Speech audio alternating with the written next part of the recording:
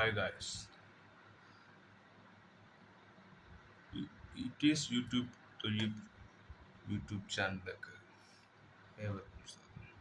നമ്മളിന്ന് സംസാരിക്കാൻ പോകുന്നത് ഇന്ന് ഏറ്റവും അലിഗേഷൻസ് ഈ ഒരു ടോപ്പിക് നമ്മൾ ഇത്രയും സംസാരിക്കുന്നത് എന്തിനാണെന്ന് പറഞ്ഞാൽ അലിഗേഷൻസ് എന്നും നമ്മുടെ ഹ്യൂമൻ എന്ന് പറയുന്ന വ്യക്തമായ ധാരണയില്ലാതെ റിയാക്ഷൻ നടക്കുന്നത് കൊണ്ടാണ്.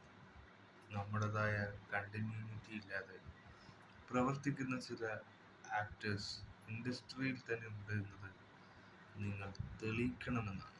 കാരണം ഇൻഡസ്ട്രിയും ബിസിനസ്സും രണ്ടും ഫേമസ് കൂടുള്ള ഒരു സിറ്റുവേഷനാണ്.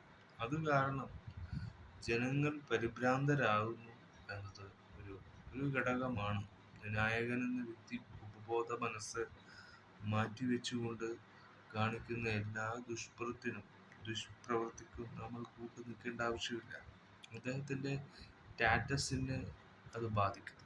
അതുകൊണ്ട് തന്നെ ഒരു കാലത്തും അദ്ദേഹം പറയുന്ന കാര്യങ്ങൾ നമ്മൾ ഒരിക്കലും വകവെച്ചു കൊടുക്കരുത് എന്നത് സൊസൈറ്റിയോട് എനിക്ക് പറയാനുണ്ട്. കാരണം നമ്മുടെ നാടിൻ്റെ നിയമചട്ടങ്ങൾ ലംഘിച്ചുള്ള ഒരു നിലനിൽപ്പ് നമുക്ക് ആവശ്യമില്ല.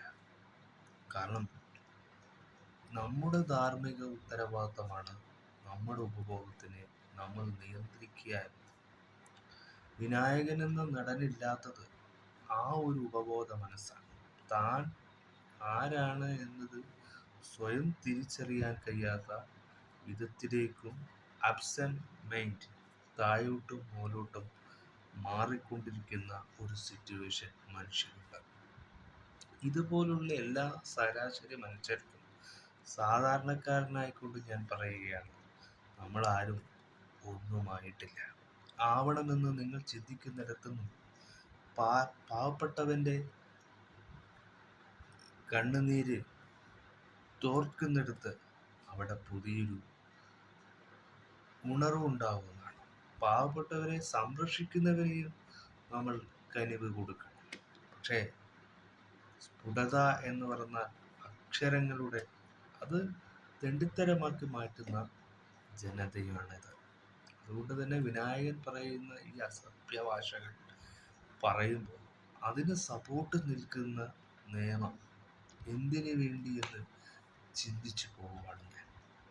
എന്താണ് അതിൻ്റെ അർത്ഥം നിങ്ങൾ വ്യാഖ്യാനിക്കാൻ പൊതുസമൂഹത്തിനോടുള്ള നിങ്ങളുടെ നിബന്ധനകൾ